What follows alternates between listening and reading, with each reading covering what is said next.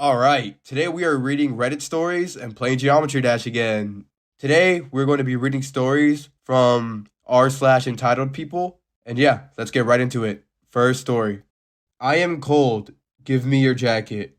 Last night, my friend invited me to a dinner gathering with 10 other people. This friend likes to mix his different friend groups together, so many of us do not know each other. We introduced ourselves. A lady said she was divorced and had 3 children, all of whom were university graduates. She was rich and looking for a partner to clear her toilet daily. I was at a table of 4 with my friend, my boyfriend, and another guy, and she was at the table next to us. She seemed to be interested in the guy at my table, as she tried a few times to join the conversation whenever he talked, and she kept complaining she was cold. Our tables are in the open air area. My friend suggested she stayed inside for a while. After we finished the meal, we would change the place to grab a drink. She refused and just continued to complain that she was cold. Later, she turned to the guy and told him to lend her his jacket. He said no, because he was comfortable now and did not want to take it off. She was angry and said he wasn't a gentleman. He did not know how to take care of the ladies. The man replied, "Why can't you take care of yourself? You should be good at looking after people. After all, you raised 3 university graduate kids successfully, didn't you?" The lady was angry and immediately left. My friend, who invited us to the dinner, said she had told all their common friends that she had been abused. Off topic. To those who are interested, the friend invited me to his dinner gathering also knows the dumpling girl. He said she had told her friends that I no longer cherished our friendship after I met my boyfriend. He said, "Good job. She's trouble anyway." How apologizing too much turned me into the problem. I had 2 friends in the same group, one old friend and one new friend. They suddenly became very close. I tried to stay involved, but despite my efforts, I felt isolated. Whenever the new friend hurt my feelings, my old friend always justified her, saying things like, "She's just an honest person," which made me feel dismissed.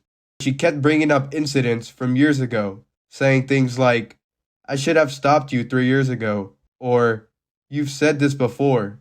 What I said before was that she always sided with the new friend. At one point, I told her that I also deserved an apology. Later, I called the new friend to talk, to discuss the issue. She suddenly said, "So you think the old friend has a weak personality?" I laughed awkwardly. The next day, she accused me, saying my smile meant it was my true opinion. She acted like a mediator, but was clearly biased toward my old friend. She lectured me on how I should behave. I became quiet and sad. She said, "See, you are too sensitive when I said she didn't respect my feelings." She dismissed it. I also told her she had hurt me many times before and I never made a big deal out of it. But she insisted that everything they did was nothing compared to what I did. I spoke to some mutual friends only to seek emotional support, not to ruin my old friend's image. I decided to ignore them. They became angry, blamed me heavily, raised their voices, and didn't let me explain myself. They said I was making the problem bigger by apologizing repeatedly. My old friend accused me of embarrassing her, turning people against her, spreading rumors, and making everyone hate them. She insisted I wasn't the victim and that she was. Every time I talked about my feelings, it was framed as shifting blame. When I tried to walk away, they accused me of running away. What hurt most was that my old friend never acknowledged any fault in the other friend. I tried acting like nothing happened and apologized again, but they moved on while I couldn't. I don't want to continue this anymore because I can't forgive them. Whenever I say they screamed at or attacked me, they deny it and say it never happened. TLDR. I made one hurtful comment, apologized repeatedly and sincerely, but my feelings were never acknowledged. Instead, old instincts were used against me. I was yelled at, blamed, and later accused of spreading rumors just for seeking support. They keep making me feel like I'm the worst villain. Client demanded, "Just switch me with someone." I was a nail tech for nearly 20 years and had several encounters with entitled clients, but this one takes the cake. I was getting married in 2010, planned about a year and a half in advance. I was always booked solid. Anyway, I was taking 2 weeks off for the wedding and honeymoon. Most clients would book 3 or 4 appointments in advance to get the time slots they wanted. But for the most part, I was pretty accommodating because the majority of them were loyal and very good to me. One client, who was a regular, wouldn't book more than one appointment ahead even though it was recommended. She came in for her appointment, right before the wedding and was gushing about how excited she was for me.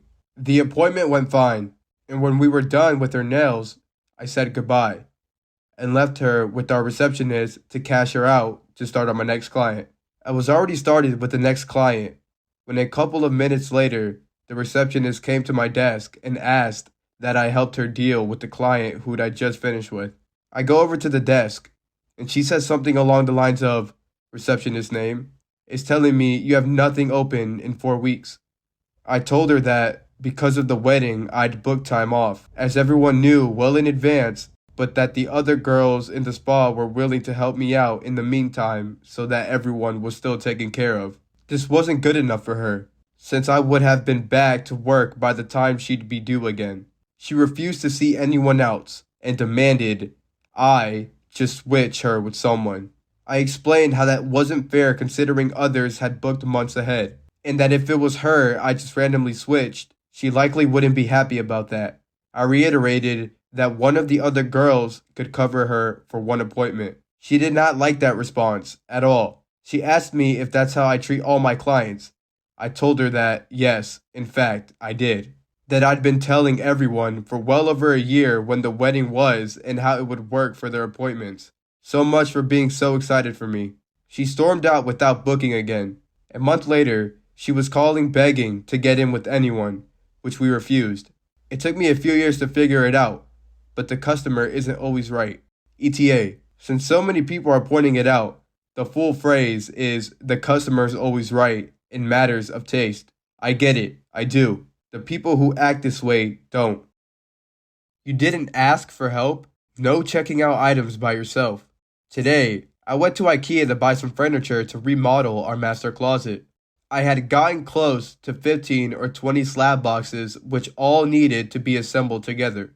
I also had a cart full of other random items like pans, napkins, cups, and other impulse buys.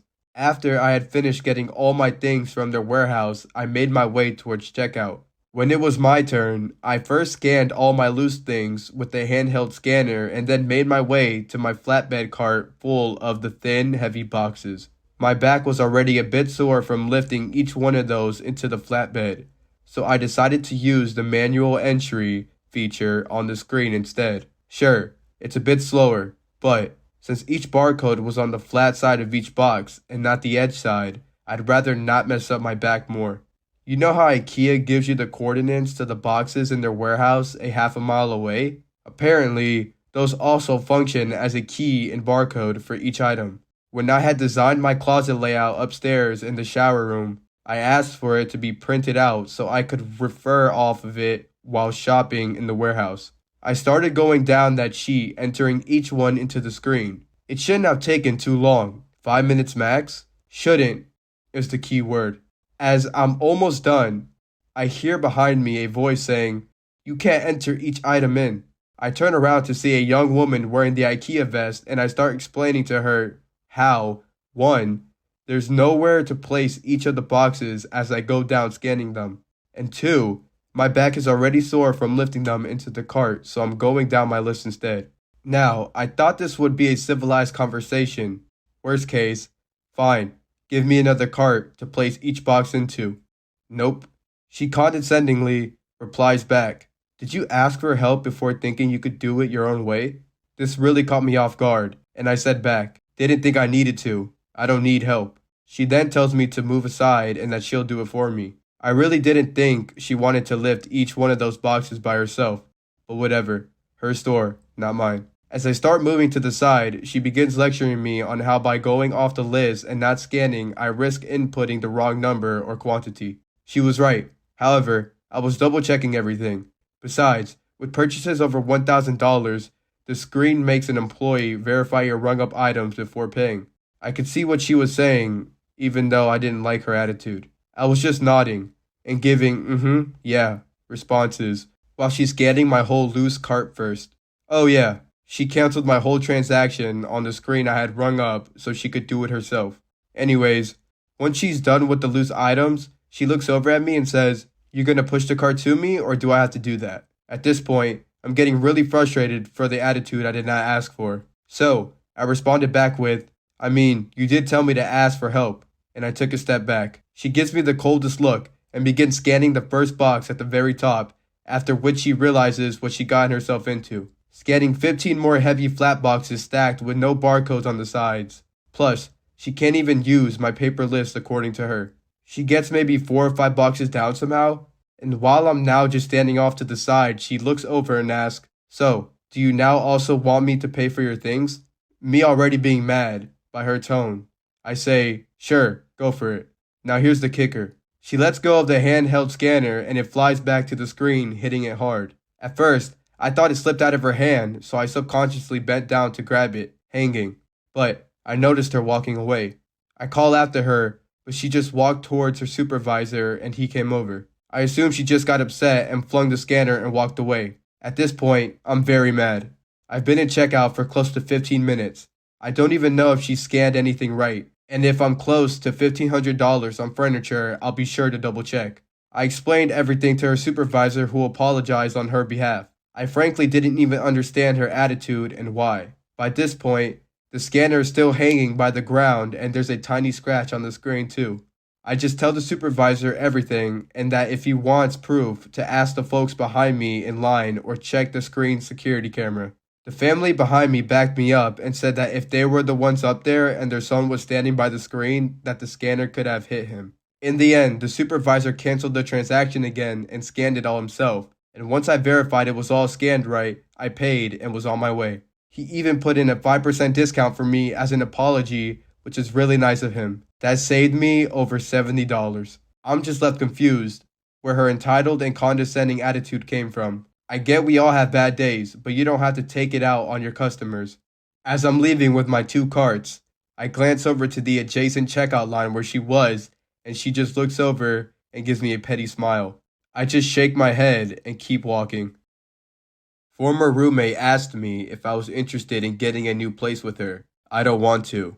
I lived with this person for 2 leases in a different building. One when I first moved in, and then a renewal. I was essentially forced to move out in October 2025 because she moved out due to not liking the 3rd roommate. She also was the primary leaseholder, and when a leaseholder leaves in that building, everyone has to also. Then, the move caused me so much stress because I was afraid I couldn't find a place.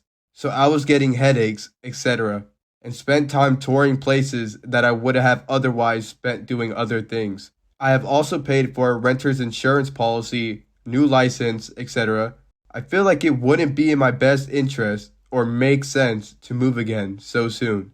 My current lease is month to month, and the landlord would prefer a year's commitment from the tenants. And I'm on the hook for the rent until a replacement moves in. The reason for this is because it's out of respect to the other tenants. The lease is ongoing, so someone has to pay for it. No one wants to pay for someone else. The person asking if I'm interested did ask me if I was interested in living with her again, and I said I was open to relocating again, but this seems so fast. I almost feel like she wanted me to move out with her because it was convenient for her, and now she needs a new roommate when it's convenient for her. And what do I do when she needs or wants me to move again?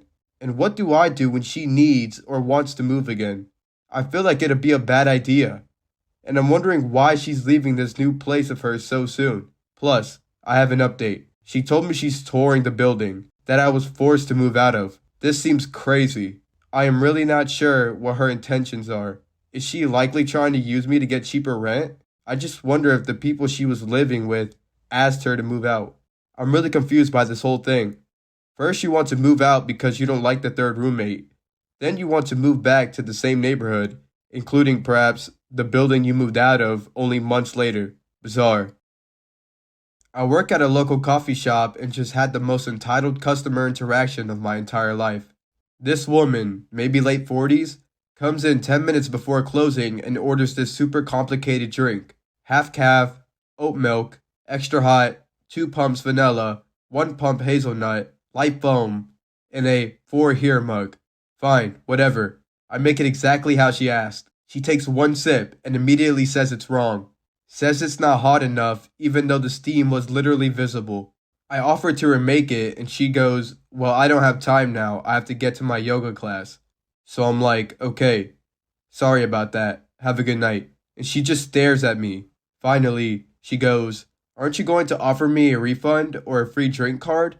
I explained that company policy is we can remake drinks, but we can't do refunds if the drink was made correctly, which it was.